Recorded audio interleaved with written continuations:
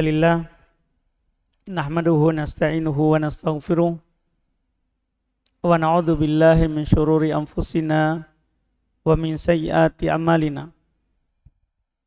May yahdihillahu fala mudhillalah wa may yudlil fala hadiyalah.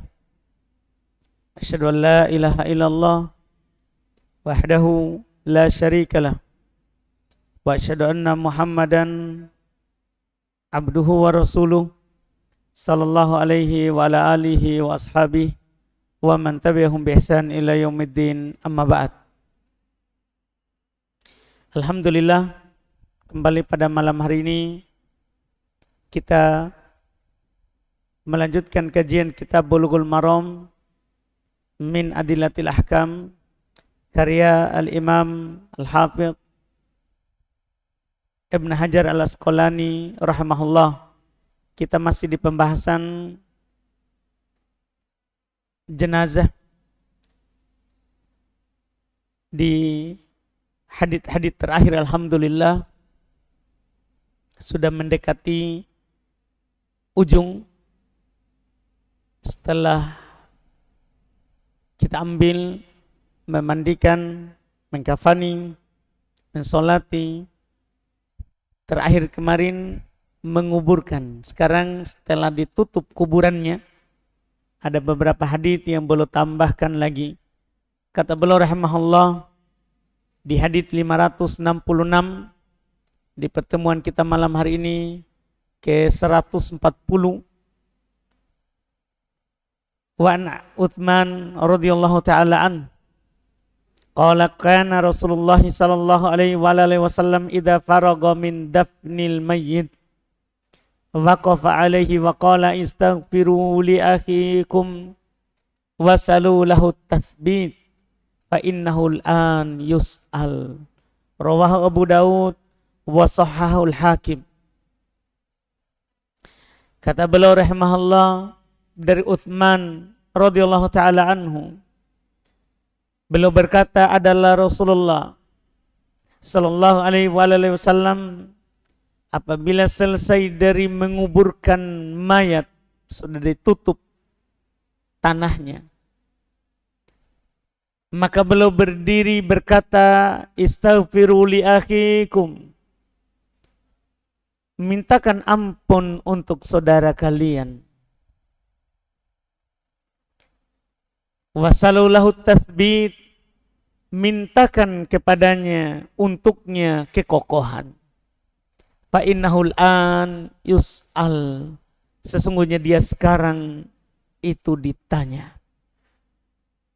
Riwayat Imam Abu Daud dan disahihkan oleh Al-Imam Al-Hakim. Hadits ini mengandung 3 faedah dasar untuk kita. Yang pertama, disunahkan kita di kuburan ketika selesai dari menutup kubur dengan tanah, disunahkan untuk mengingatkan yang hadir supaya memintakan ampun.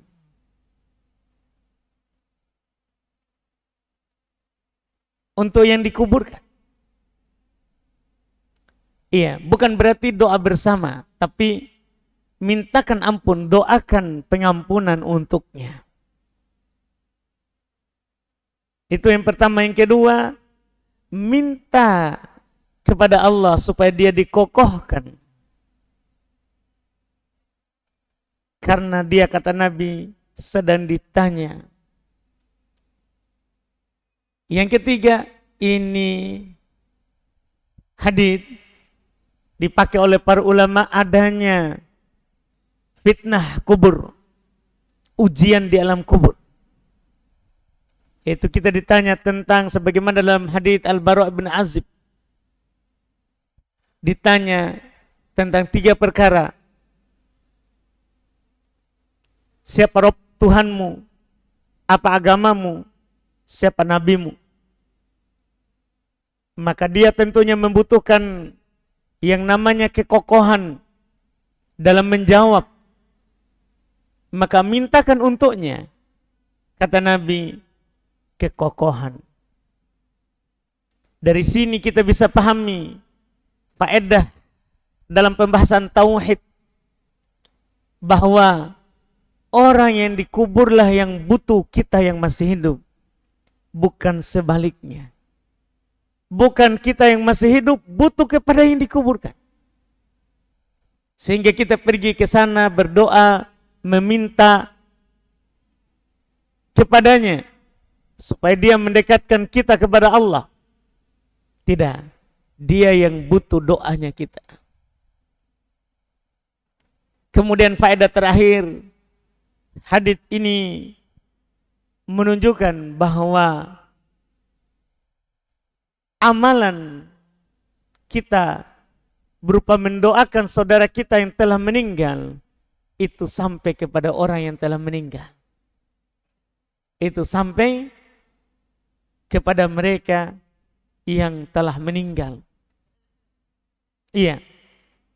Dan bermanfaat baginya. Bermanfaat baginya. Doanya kita. Adapun menghadiahkan pahala amalan yang kita lakukan, tentunya itu tidak ada tuntunannya. Kita hadiahkan padanya, kita baca Al-Fatihah, hadiahkan pahalanya untuknya, tidak ada tuntunannya. Tidak ada tuntunannya. Bersedekah atas namanya secara maliyah, mensedekahkan harta, bermanfaat dengan adanya hadits, tapi menyedekahkan pahala ketaatan, maka ini tidak ada tuntunannya. Tidak ada dalam ajaran Nabi SAW dan juga para sahabat tidak melakukan menghadiahkan pahala ketaatan kepada orang yang telah meninggal. Karena dia butuh doanya kita, dia butuh permintaan kita kepada Allah supaya dia dikokohkan, supaya dia diampuni.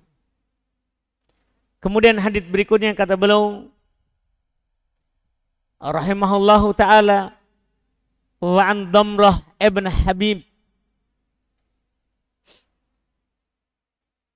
ahadit tabi'in qala kanu yastahibbuna idza suwiya 'alal mayyiti qabruh wan sarapan nasu anhu ayyuqal 'inda qabri ya fulan kul la ilaha illallah thalatha marrat ya fulan kul rabbi Allah wa dinil Islam wa nabiyyi Muhammad rawahu Sa'id ibn Mansur mauqufa walit Tabrani nahwuhu min hadithi Abi Umamah marfu'a mutawwala. Harus kita perhatikan baik-baik hadits ini. Inilah hadits yang dipakai oleh orang yang berkata setelah menguburkan mayat, talkinkan dia la ilaha illallah. Iya. Bisikan kepada kuburannya, ucapkanlah Tuhanku Allah, agamaku Islam, nabiku Muhammad. Ini hadits yang dipakai. Kata beliau dari Damrah ibn Habib, ini seorang tabi'in. Perlu kita tahu ini tabi'in supaya kita paham nanti ini tidak bisa dipakai berdalil. Karena ucapan tabi'in seandainya sahih. Seandainya sahih. Katanya adalah mereka menganjurkan jika kuburan itu sudah diratakan tanahnya terhadap orang yang telah meninggal dan orang-orang sudah mulai pergi, maka dikatakan di kuburannya, wahai si fulan, ucapkanlah la ilaha illallah 3 kali. Ucapkanlah la ilaha illallah. Ucapkan la ilaha illallah. Ucapkan la ilaha illallah.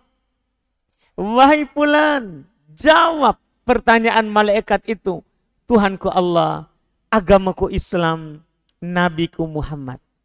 Ini diriwayatkan oleh Sa'id ibn Mansur secara mauquf.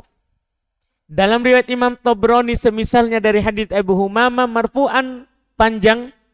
Hadits ini pertama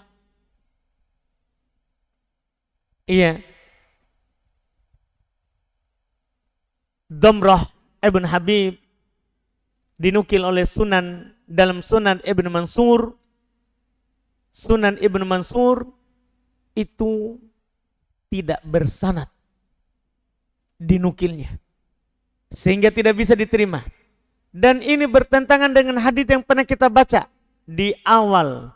Saat orang yang mau meninggal, kita dianjurkan oleh Nabi SAW untuk mentalkinnya.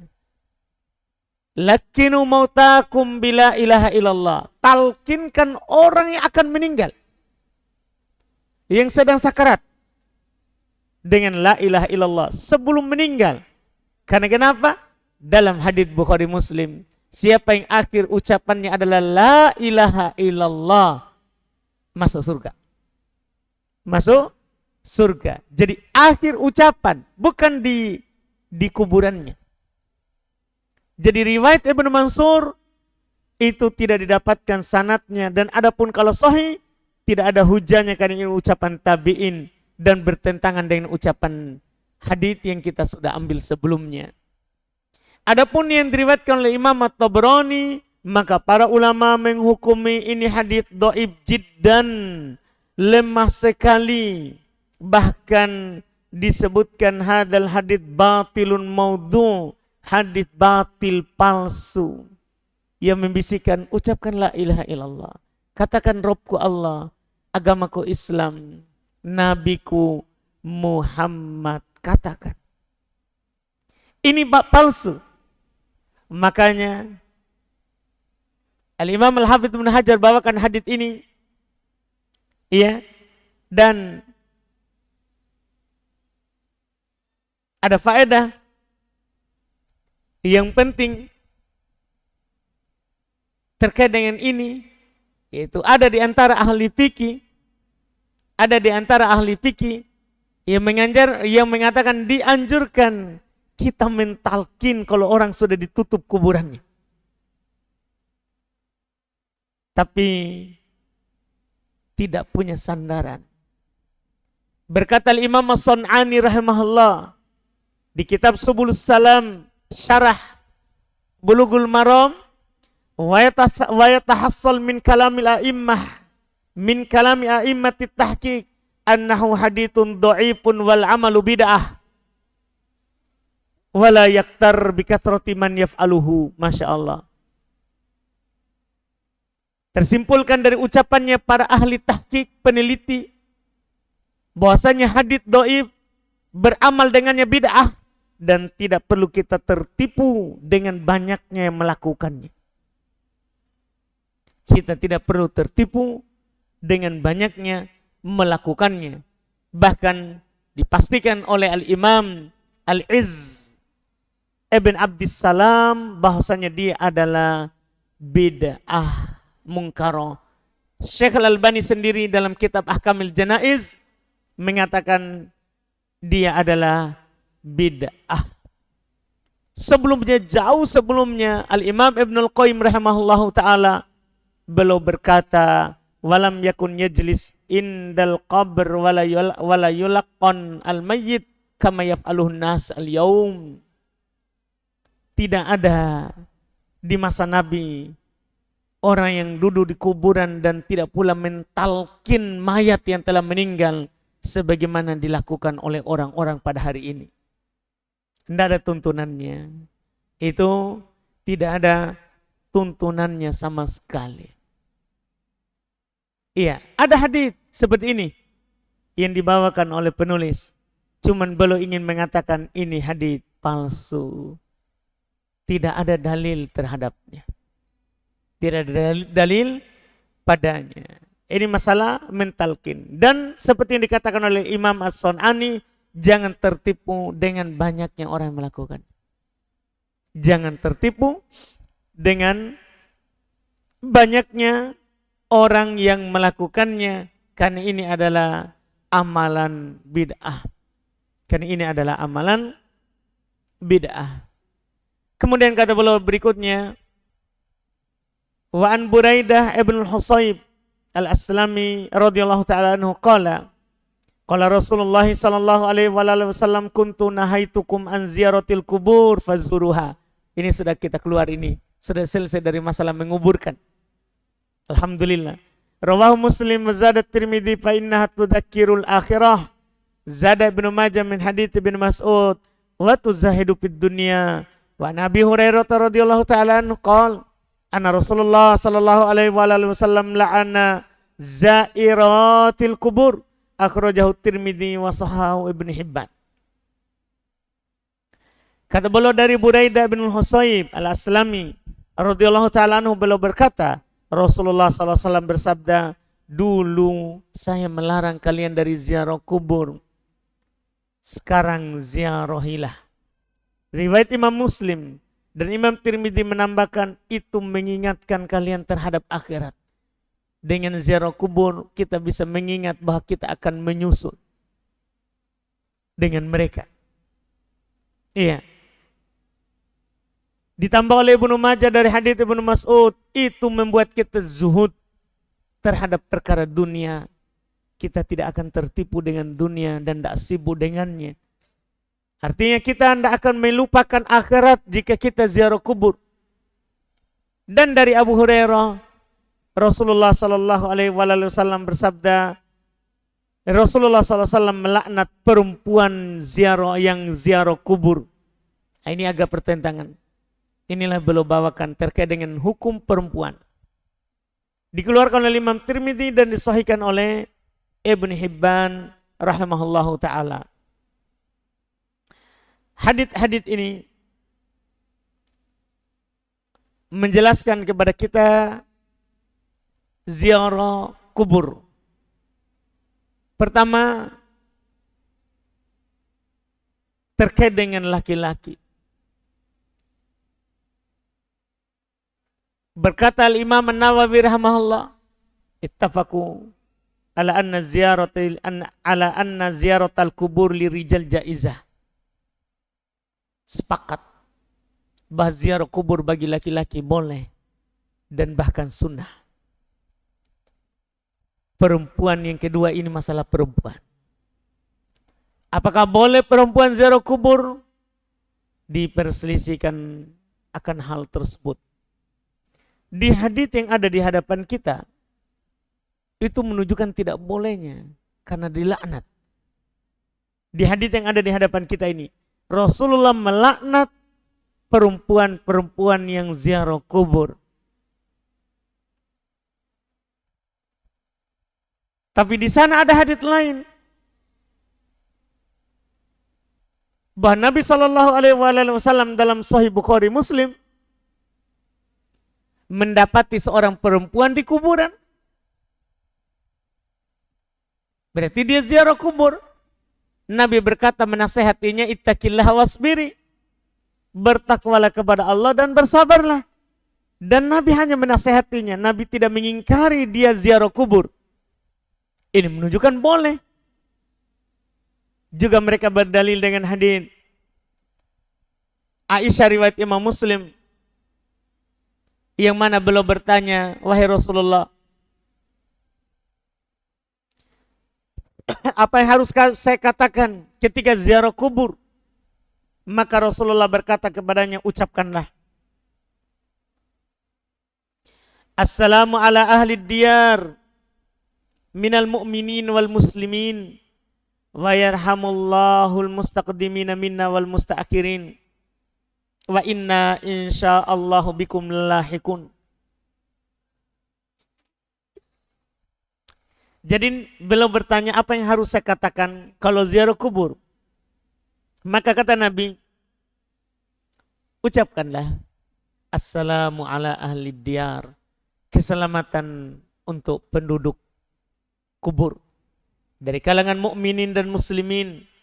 Semoga Allah merahmati yang terdahulu dan yang belakangan, dan sungguh kami akan ikut dengan kalian. Titik pendalilannya dari mana? Seandainya tidak boleh, maka Nabi akan mengatakan, tidak boleh perempuan ziarah kubur. Tapi di sini malah Nabi mengajarkan kepadanya doa ziarah kubur. Dari dua hadits inilah para ulama berselisih pendapat. Karena ada hadits melaknat, ada hadits yang membolehkan bagi perempuan. Apa hukum dalam masalah ini yang benarnya? Di antara para ulama ada yang berpendapat bahwa perempuan ziarah kubur itu diharamkan. Iya, karena dilaknat. Ketika perkara itu dilaknat, maka dia dosa besar. Berarti haram. Berarti hukumnya adalah haram. Ini pendapat kebanyakan dari Hanabilah.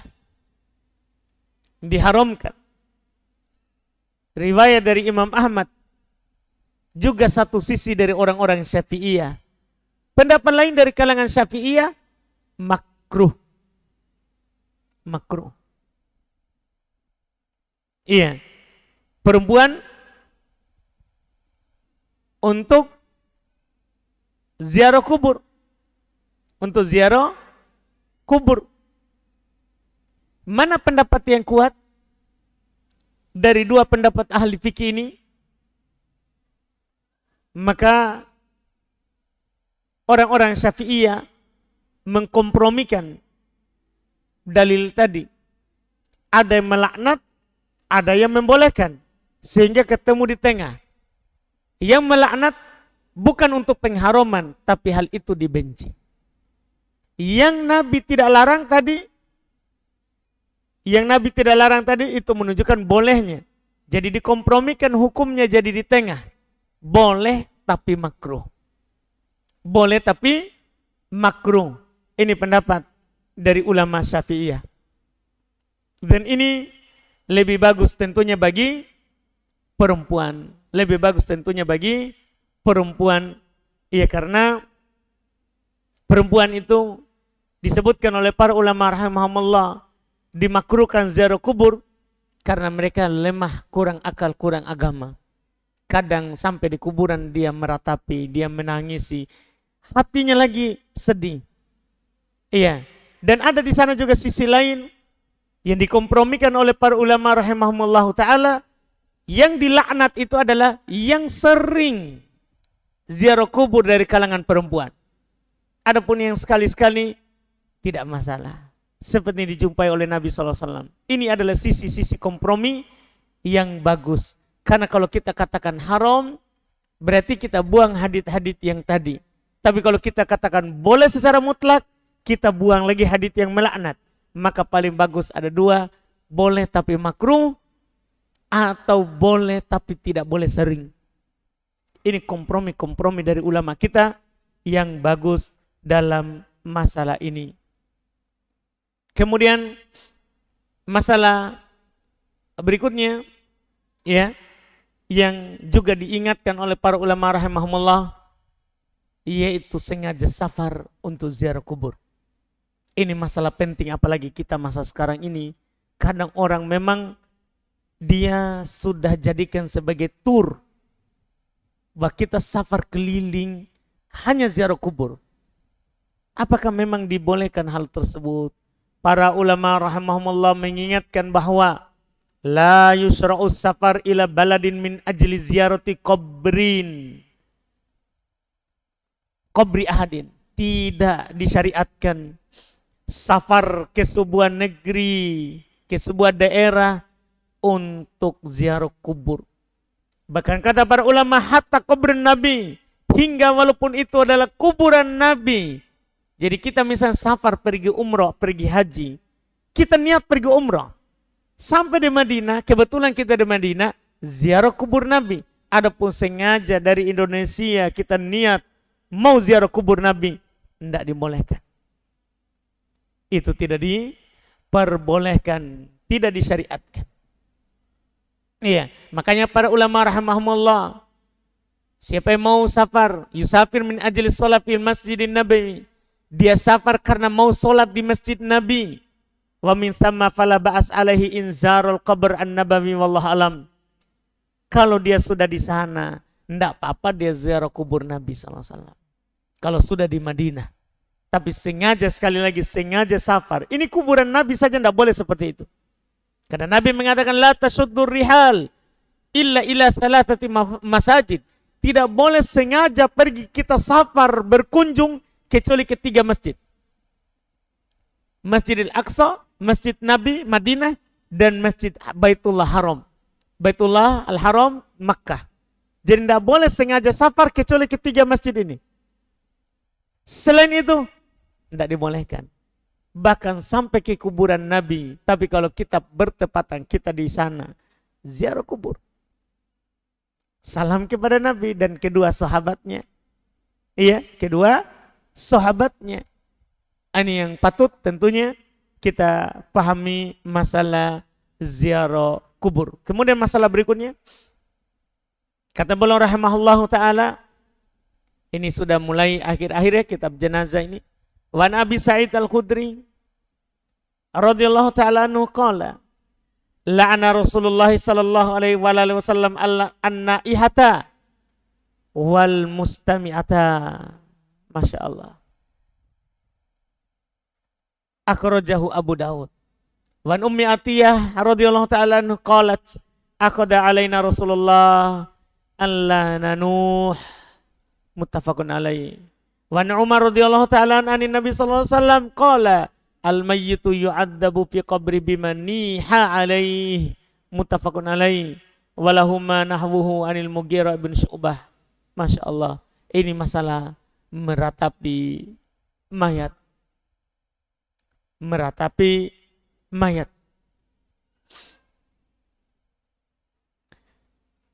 Kata beliau rahimahullah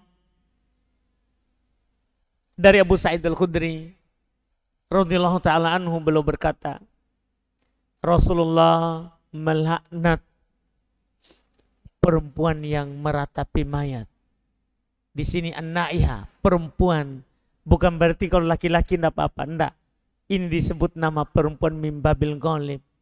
Kebanyakan yang meratapi orang meninggal itu perempuan. Karena itu tadi, perempuan kurang agama, kurang akal, selalu pakai perasaan. Dilaknat perempuan yang meratapi mayat, wal mustami'ah, bahkan yang mendengarkannya. Kan kadang ada dulu di jahiliyah, satu orang yang meratapi, satu orang rame-rame, yang lain dengar. Iya, sambil merobek-robek baju, menampar-nampar pipi, mencakar-cakar rambut. Itu niyaha jahiliyah diharamkan. Dari Ummu Atiyah radhiyallahu ta'ala anha, beliau berkata, Rasulullah mengambil baiat kepada kami perempuan untuk tidak melakukan niyahah. Bayangkan, sampai Nabi mengambil baiat kepada para perempuan untuk tidak melakukan yang namanya niyah, meratapi mayat. Itu perkara jahiliyah. Perkara jahiliyah. Bahkan dari Umar radhiyallahu ta'ala Nabi sallallahu alaihi wasallam bersabda, mayat itu disiksa di kuburannya karena sebab ratapan keluarganya. Ini Bukhari Muslim. Hadits Bukhari Muslim. Walaupun para ulama mengatakan jika dia berwasiat. Adapun kalau dia sudah berwasiat, kalau saya meninggal jangan diratapi, tidak disiksa. Tapi kalau dia diam, dia tahu keluarganya akan meratapinya, dia diam, tidak berwasiat, atau dia malah berwasiat, tolong kalau saya meninggal ratapi, disiksa. Nabi katakan, mayat disiksa di kuburannya karena ratapan keluarganya. Ini bukan masalah ringan. Dari sinilah haram melakukan niyah. Diharamkan. Bahkan dalam riwayat Imam Bukhari dan Muslim juga dari Al-Mughirah bin Syu'bah. Artinya ini datang dari 4 sahabat. Dari Abu Sa'id Al-Khudri, dari Ummu Atiyah, dari Umar, dari Al-Mughirah bin Syu'bah. Semuanya menjelaskan tidak bolehnya kita meratapi mayat. Bahkan di sana ada hadis dari Abu Malik Al-Asy'ari. Kita tambahkan satu lagi sahabat.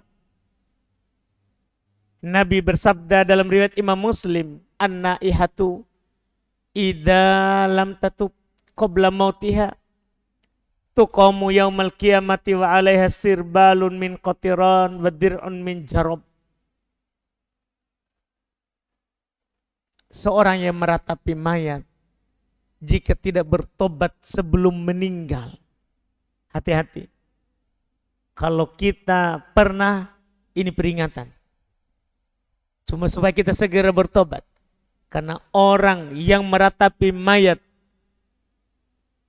dia jika meninggal juga dan belum bertobat, akan dibangkitkan pada hari kiamat dalam keadaan sirbal min qatiran wa dir'un min jarab. Pakaiannya itu dari atas sampai ke bawah itu dari ter dan nanah yang dipanaskan. Dari sinilah kata para ulama bahwa meratapi mayat itu adalah dosa besar. Dosa besar. Bahkan kata Nabi, kekafiran. Di hadits Abu Hurairah. Kenapa dikatakan kekafiran? Ini ingkar takdir. Ini tidak ridho terhadap takdir. Yang mana itu adalah bagian dari keimanan kepada Allah. Rukun iman. Di hadits Abu Hurairah riwayat Imam Muslim, kata Nabi, "Itnatan finnasi huma bihim kufur." Ada 2 perkara berada di tengah manusia, keduanya adalah merupakan kekafiran. At-ta'nu fin nasab, mencela nasab. Mencela nasab. Wan niyahatu 'alal mayyit, ini yang menjadi pembahasan kita, meratapi mayat sampai dikatakan kekafiran.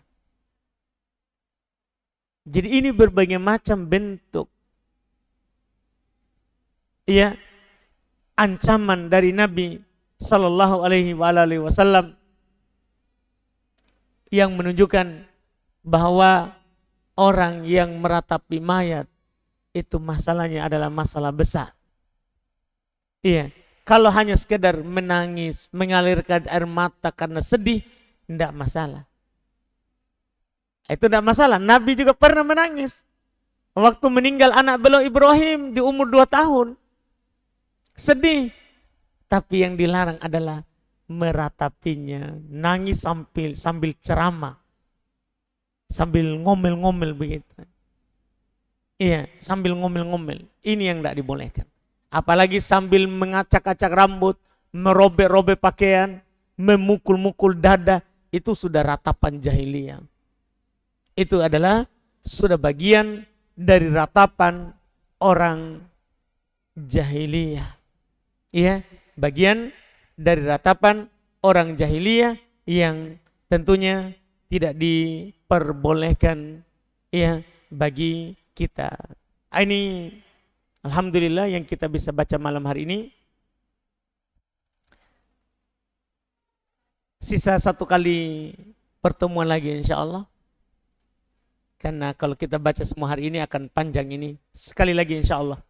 Sekali pertemuan lagi kita akan tamat dari Kitabus Shalah sekaligus Kitab Al-Janaiz. Kitab Al-Janaiz. Setelahnya kita akan masuk di Kitab Az-Zakah. Pembahasan tentang zakat. Insya Allah kita lanjutkan lagi di pekan depan. Pertemuan terakhir untuk pembahasan jenazah. Kalau ada pertanyaan sebelum kita tutup, boleh, silakan. Silakan.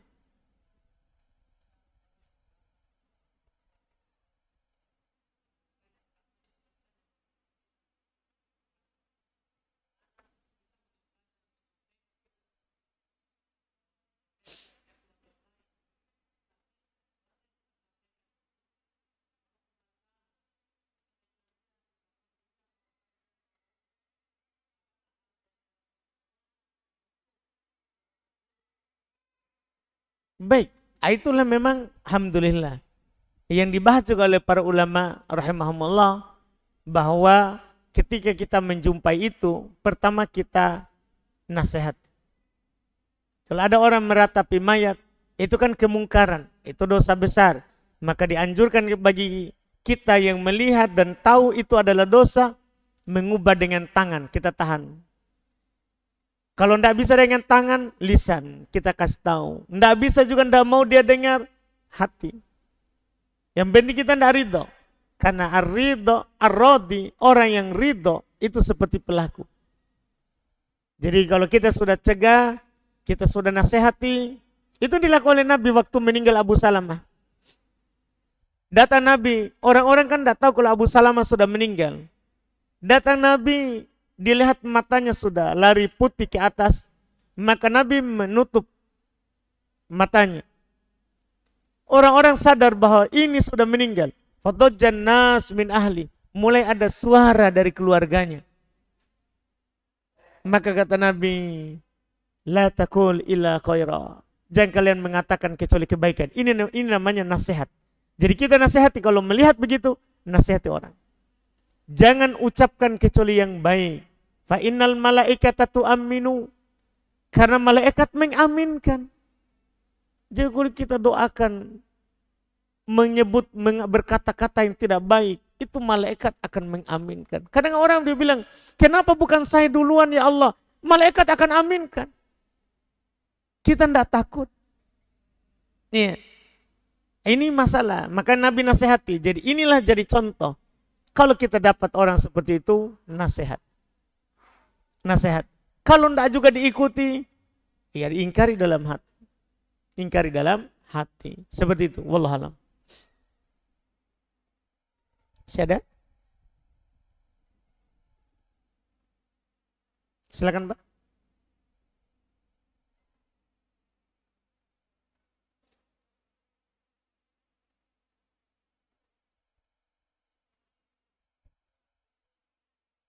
Silakan Pak.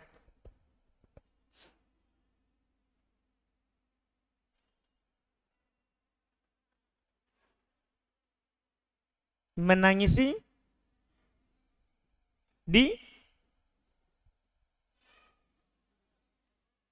menangisi mayat sebelum dikubur, di kuburan, di rumahnya, menangisi, meratapinya atas kepergiannya. Itu yang kita bicarakan dari tadi. Tidak boleh meratapi mayat, tidak boleh. Tapi kalau hanya keluar air mata karena sedih, tidak masalah. Nabi, sudah saya bilang tadi, Nabi keluar air matanya. Sampai Umar bilang, ya Rasulullah, apa ini? Apa ini? Kenapa engkau menangis? Belum bilang, hati sedih, mata mengeluarkan air. Kan kalau hati sedih, akan nampak di wajah. Akan nampak di wajah. Sebagaimana kalau marah, Rasulullah juga nampak di wajah. Jadi kalau menangis biasa, karena sedih hati keluar sendiri air mata, tidak masalah Pak. Tapi meratapinya, itu yang tidak dibolehkan.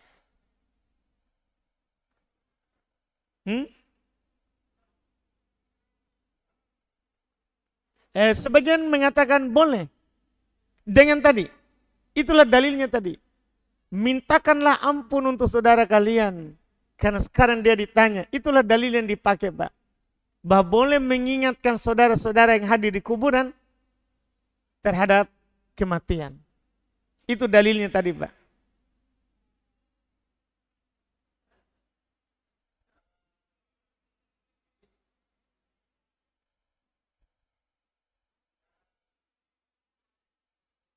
Hah? Hah? Hah? Apa Pak? IPB apa?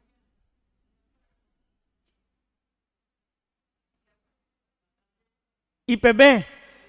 Apa itu?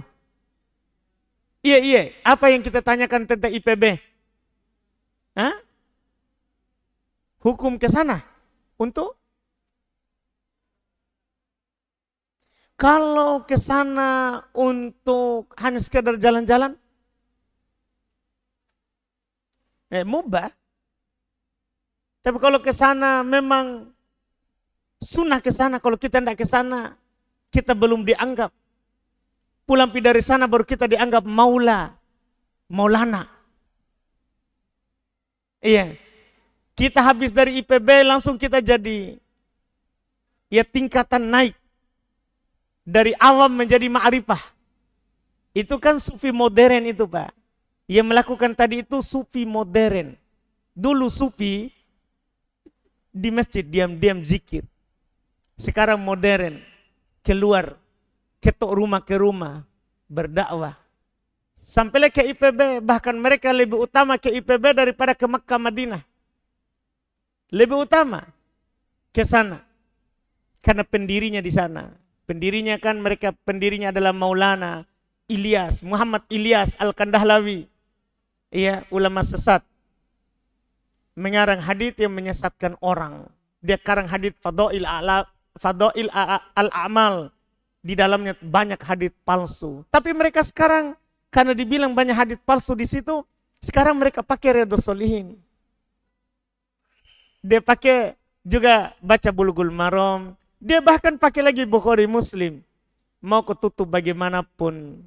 Iya, kamu sudah dilihat dari jauh, sudah ditahu. Kamu jamaah tabligh sesat.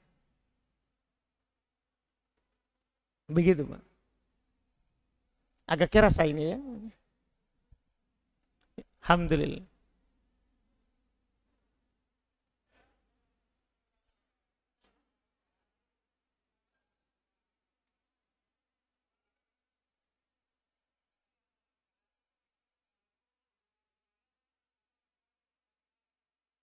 Nanti akan datang pembahasan takziah, insya Allah. Di pertemuan terakhir ini, pertemuan terakhir pekan depan, insya Allah ada pembahasan takziah. Karena penulis menutup dengan itu. Kan ini sudah dikuburkan, nanti ada takziah. Akan datang, Pak. Sabar Kipadi. Alhamdulillah.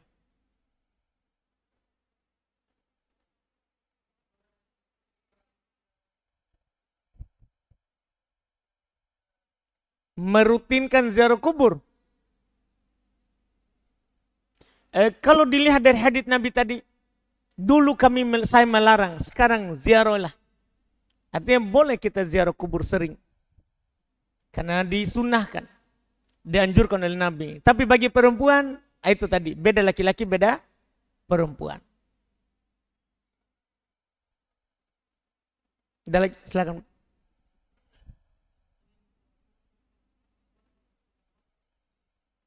Menentukan waktu. Enggak. Artinya kita mau ingat mati, pergi. Menentukan hari, jam, itu butuh dalil.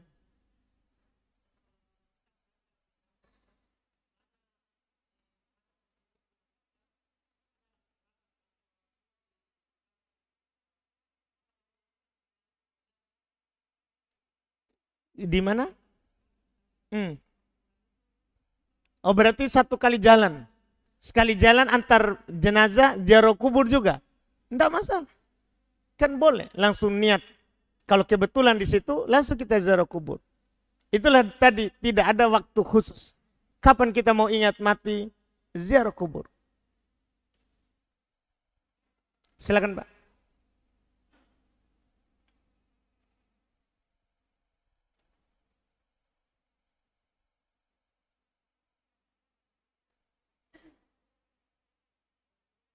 Waalaikumsalam warahmatullahi wabarakatuh. Silakan, Pak.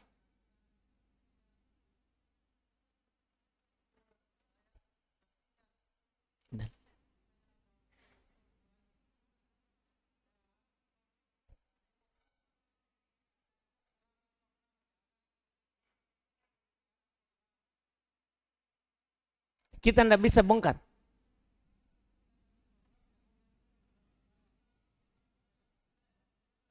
Kalau begitu tidak masalah. Kita biarkan saja daripada nanti melahirkan kemungkaran lebih besar lagi. Jadi misalnya ini sebenarnya hanya tembok biasa. Kecil. Karena kita bongkar, akhirnya orang bisa bangun lebih megah lagi. Jangan. Jadi mengingkari kemungkaran itu tidak boleh melahirkan kemungkaran yang lebih besar. Seperti itu, Pak. Mengingkari kemungkaran tidak boleh melahirkan kemungkaran yang lebih besar. Jadi biarkan saja begitu, kita ingkari dalam hati. Iya? Iya. Kalau masalah hukumnya kan yang penting kita bertobat. Tapi kita betul-betul harus yakin kalau kita bongkar, saudara akan mengamuk dan membangunnya. Tapi kalau tidak ada, bismillah, ratakan. Begitu, Pak.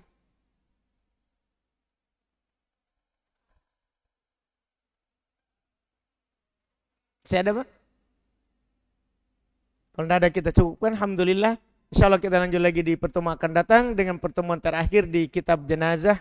Insyaallah taala. Subhanakallahumma hamdik, asyhadu an la ilaha illa anta astaghfiruka wa atubu ilaik. Assalamualaikum warahmatullahi wabarakatuh.